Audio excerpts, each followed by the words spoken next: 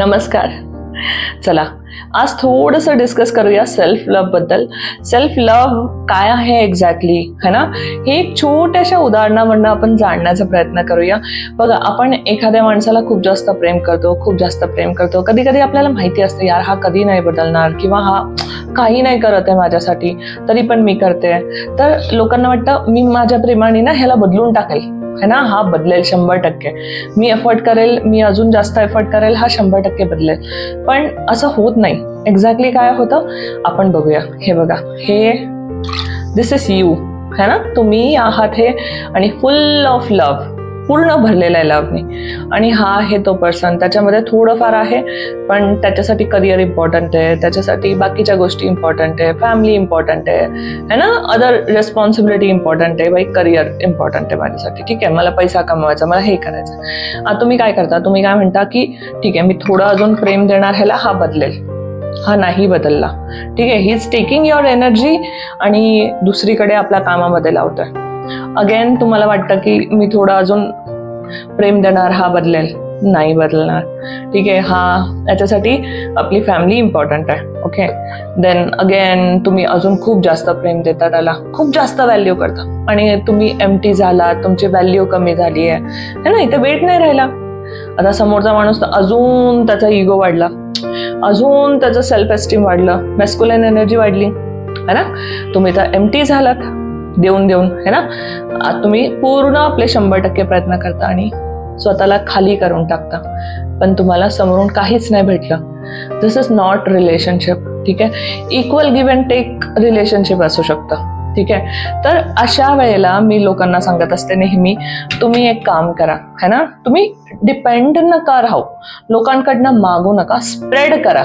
ठीक आहे, असं मी खाली नाही व्हायला पाहिजे प्रेम करून. माझं प्रेम आहे, माझं प्रेम पॉवरफुल आहे. जसं एकतर्फा असतं ना प्रेम, तशा टाईपचं की मी करणार, मला चांगलं वाटतंय म्हणून मी एक्सपेक्टेशन नाही ठेवायचं, मी एम्प्टी होत नाहीये. I am not giving you energy, I am just giving you that light.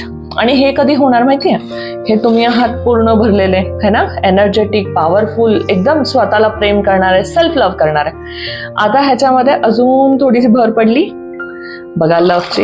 हा ओव्हरफ्लो झाला आणि खालचा जो ग्लास आहे विदाऊट तुम्ही काय करता, है ना, हा भरतोय. ठीक आहे, हा नेहमी तुमचा ऋणी राहील की यार ही मुलगी काय पॉवरफुल आहे, ही काय पॉझिटिव्ह आहे. तो तुमच्यापासून लांब जायचा प्रयत्नच करणार नाही. When you are full, when you are energetic, when you are powerful. ठीक आहे, हे actually it's a law of attraction. जेव्हा तुम्ही अशा पॉवरफुल एनर्जीमध्ये असता किंवा तुम्ही स्ट्रॉंग असता, आपण म्हणतो ना पैसा पण पैशाला खिसतो, तर एक्झॅक्टली हे तुम्ही प्रत्येक गोष्टीवरती अप्लाय करू शकता.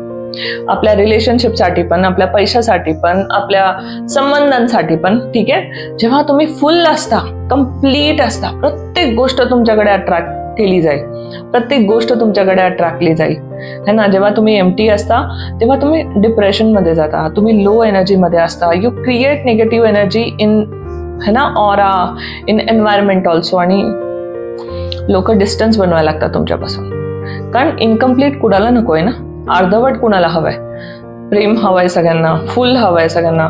ओके, त्यामुळे तुम्हाला स्वतःला कम्प्लीट राहणं खूप महत्वाचं आहे. तेव्हा जाऊन तुम्ही त्या चांगल्या गोष्टी आपल्या लाईफमध्ये अट्रॅक्ट करू शकता. It is call law of attraction, है ना.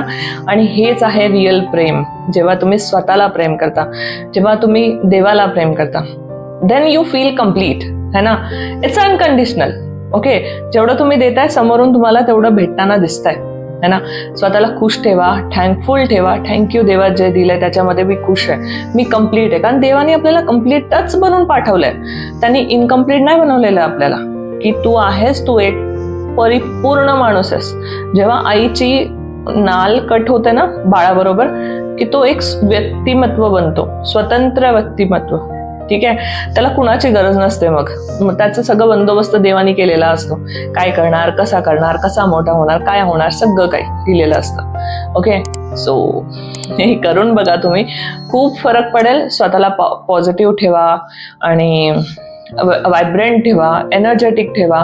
You are here for spreading light. Okay, light जे डार्कनेस आहे ना, अशा निगेटिव्हिटी आहेत तिकडे, लाईट स्प्रेड करायला तुम्हाला पाठवलंय, तर ते ब्राईटनेस बना, ती लाईट बना. पण लाईट कधी प्रकाश देणार? जेव्हा ती स्वतः प्रकाशमय होईल, स्वतः एनर्जेटिक होईल. स्वतः असं डिम लाईट मध्ये तर काहीच नाही होणार ना, काही फरक नाही पडणार, बरोबर? तर हे करून बघा आणि मला प्लीज कळवा कसं वाटलं तुम्हाला आणि काय फील करताय तुम्ही. नमस्कार.